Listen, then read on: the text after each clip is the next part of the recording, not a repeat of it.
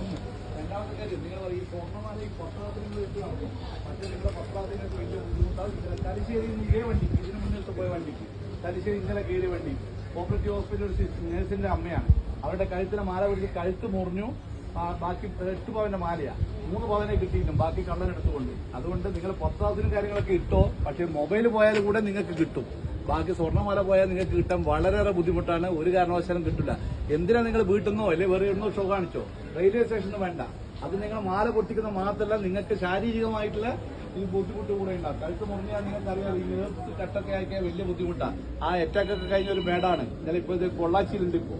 അപ്പൊ അതുകൊണ്ട് ഒരു കാരണവശാൽ നിങ്ങളെ പത്രാസ് കാണിച്ചിട്ടുള്ള മാല ഇട്ട് പോക്ക് വേണ്ടെന്നാ പറയുന്നത്. ഇനി ഇട്ട് പോകുന്നുണ്ടേ നിങ്ങളെ ഇഷ്ടം. വന്ന് പരാതി കൊടുത്തേ നമുക്കൊന്നും ആക്ഷൻ എടുക്കാൻ പറ്റില്ല. ഈ നിങ്ങൾക്ക് യാത്രയിൽ ഉപകരിക്കേണ്ട പല കാര്യങ്ങളും റെയിൽവേ ചെയ്തിട്ടുണ്ട്. നിങ്ങൾക്ക് എന്തെങ്കിലും ഒരു ആവശ്യം ഉണ്ടെങ്കിൽ തന്നെ ഇമ്മീഡിയറ്റ് 139 എന്ന് പറഞ്ഞ ടോൾ ഫ്രീ നമ്പർ ഉണ്ട്. കേൾക്കുന്നില്ല ലേഡീസ്? ഇപ്പൊ സ്ത്രീകൾക്കെതിരെയുള്ള പരാതികളൊക്കെ കുറെ കൂടിക്കൂടി വരികയാണ്. നഗ്നത പ്രദർശിപ്പിക്കല്, ഫോട്ടോ എടുക്കല്. കഴിഞ്ഞ ആഴ്ച മലബാർ എക്സ്പ്രസിൽ 70 വയസ്സുള്ള ഒരു അമ്മമ്മേനാണ് ഒരു സ്കൂൾ മാഷ് പീഡിപ്പിച്ചത്. ഇവിടെ വെച്ച് തലശ്ശേരി കണ്ടുവന്ന ഒരു ലേഡി പുറത്തെടുത്തിട്ട് അതിനെ അടിക്കുമ്പോഴാണ് നമ്മൾ പിടിച്ചിരിക്കുന്നത്. അപ്പോ അതുകൊണ്ട് പ്രത്യേകം പറയുന്നത്, ഇങ്ങനെ എന്തെങ്കിലും ഒരു സംഭവം ഉണ്ടെങ്കിൽ നിങ്ങൾ വിളിക്കേണ്ട നമ്പറാണ്. ലേഡീസ് പ്രത്യേകം ശ്രദ്ധിക്കുക. ആർക്കെങ്കിലും ഈ കൂടിയിരുന്നോട്ടർക്ക് അറിയാം നമ്പർ അറിയാവാ? ടോൾ ഫ്രീ നമ്പർ ആർക്കും അറിയാവാ? വളരെ മോശം തോന്നുന്നത് 130. നമ്മൾ ദിവസവും തലശ്ശേരിന്നോ എല്ലാ സ്റ്റേഷനും ക്ലാസ് എടുത്ത് വെച്ചാൽ വിടുന്ന എല്ലാവരും. 139 എന്ന ടോൾ ഫ്രീ നമ്പറാണ്. ഡൽഹി 139, ഡൽഹിയിലായാലും രാജസ്ഥാനിലും യു പിയിലായാലും ചെന്നൈയിലായാലും തലശ്ശേരിയായാലും മംഗലാപുരത്തായാലും ബാംഗ്ലൂരായാലും എവിടുന്നും ഫ്രീ നമ്പറാണ്. നിങ്ങൾക്ക് ഫ്രീ ആയിട്ട് വിളിക്കുക. എമർജൻസി ആയിട്ട് നമ്മൾ അടുത്ത സ്റ്റേഷനിലേക്ക് എത്തും. പക്ഷേ എങ്കിൽ അനാവശ്യമായിട്ട് എന്റെ ഷൂ പോയി, എന്റെ പഴയ ഡ്രസ്സ് പോയി എന്നിട്ട് ഒരു കാരണവശാലും വിളിക്കാൻ പാടില്ല. പല കുടുംബരും ഇപ്പൊ അങ്ങനെയാണ് പ്രവണതയുള്ളത്. അങ്ങനെ വിളിക്കുന്നുണ്ട്. അങ്ങനെ വിളിച്ചു കഴിഞ്ഞാൽ എന്താ പ്രശ്നം ചോദിച്ചാൽ നിങ്ങൾക്ക് 3ാമത്തെ പ്രാവശ്യം നമ്പർ ബ്ലോക്കായി പോകും. പിന്നെ 4ാമത്തെ പ്രാവശ്യം നിങ്ങൾ ഉച്ചവരെ ഉടവരെ പോകുമ്പോൾ നിങ്ങൾക്ക് നെഞ്ചുവേദനയോ ഏതെങ്കിലും അത്യാവശ്യ കാര്യങ്ങൾ എന്തെങ്കിലും അനുഭവപ്പെട്ടാൽ നിങ്ങൾക്ക് വിളിച്ചാൽ കിട്ടില്ല. അങ്ങനെയുള്ള അനുഭവങ്ങൾ യാത്രക്കാർക്കുണ്ട്.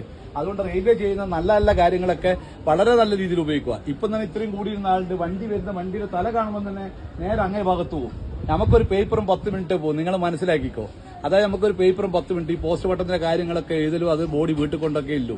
വീട്ടിലും കൂടി നമ്മൾ കൊണ്ടുപോയില്ല. അതിലും ബാക്കി ഹോസ്പിറ്റൽ അധികം കൊണ്ടുപോകും. അതുകൊണ്ട് അങ്ങനെയുള്ള മരണം നിങ്ങളെ മക്കളെയും നിങ്ങൾ ക്ഷണിച്ചു വരുത്തണ്ട. തിരിച്ചറിയാൻ പറ്റാത്ത ആർക്കും കാണുന്നുണ്ടെങ്കിൽ ഞാൻ മൊബൈലിൽ കാണിച്ചു തരാം. വളരെ വളരെ ദയനീയമായ സംഭവങ്ങളാണ് ഈ അടുത്ത കാലത്ത് നടന്നുകൊണ്ടിരിക്കുന്നത്.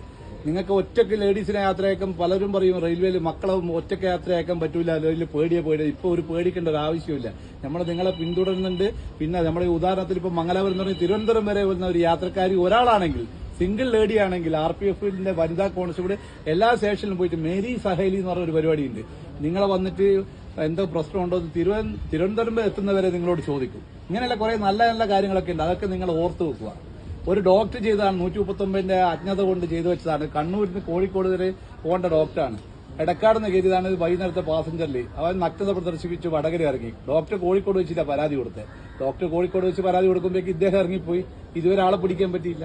അതേപോലെ ഇങ്ങനെയുള്ള നല്ല നല്ല കാര്യങ്ങൾക്ക് 139 നമ്പർ ഉപയോഗിക്കുക. രണ്ടാമത്തെ കാര്യം, നിങ്ങളുടെ മക്കൾ പറയും അച്ഛനും അമ്മേനോടൊക്കെ ഗേൾ ഫ്രണ്ടോടും ബോയ് ഫ്രണ്ടോടും സംസാരിക്കാൻ നെറ്റ് കിട്ടുന്നില്ല. ബോയ് ഫ്രണ്ടോട് സംസാരിക്കേണ്ടിയിട്ടാണ്. അത്ര അത്യാവശ്യമൊന്നുമില്ല. നിങ്ങൾ വിടണ്ട, നിങ്ങളെ വീട്ടിൽ തന്നെ ഇരുത്തിക്കും. അങ്ങനെയുള്ള മരണങ്ങളും നടന്നിട്ടുണ്ട്. നമ്മളെ അനുഭവ സമ്പത്ത് കൊണ്ട് പറയുകയാണ്. നിങ്ങളുടെ മക്കളെയും നിങ്ങളുടെ കുടുംബം നമുക്കും കൂടെ വളരെ വേണ്ടപ്പെട്ടതാണ്. ഭദ്രമായ സുരക്ഷിതമായ ഒരു യാത്ര നമ്മൾ കൂടി വാഗ്ദാനം ചെയ്യുന്ന അതിന്റെ പേരിലാണ് ഞാൻ നിങ്ങൾക്ക് ഈ ക്ലാസ് എടുത്ത് തരുന്നത്. നമ്പർ ഏതാ ഓർമ്മയുണ്ടോ? ലേഡീസ് പറ, ഏതാ നമ്പർ? അത് നിങ്ങൾ മാത്രമല്ല, നിങ്ങളെ പരിചയക്കാരോടൊക്കെ പറയണം. ഇപ്പൊ ട്രെയിൻ യാത്ര ഏറ്റവും സുഖമാണ്. കോഴിക്കോട് നിന്ന് വണ്ടി കണ്ണൂരൊക്കെ എത്താൻ വെറും 50 മിനിറ്റ് വേണ്ടു. കഴിഞ്ഞ ആഴ്ച കണ്ടില്ല നിങ്ങൾ ഫേസ്ബുക്കിലൊക്കെ കാണുന്നില്ല, 50 മിനിറ്റ് വേണ്ടു.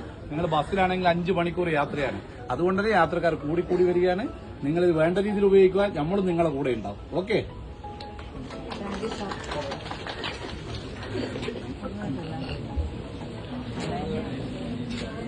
you.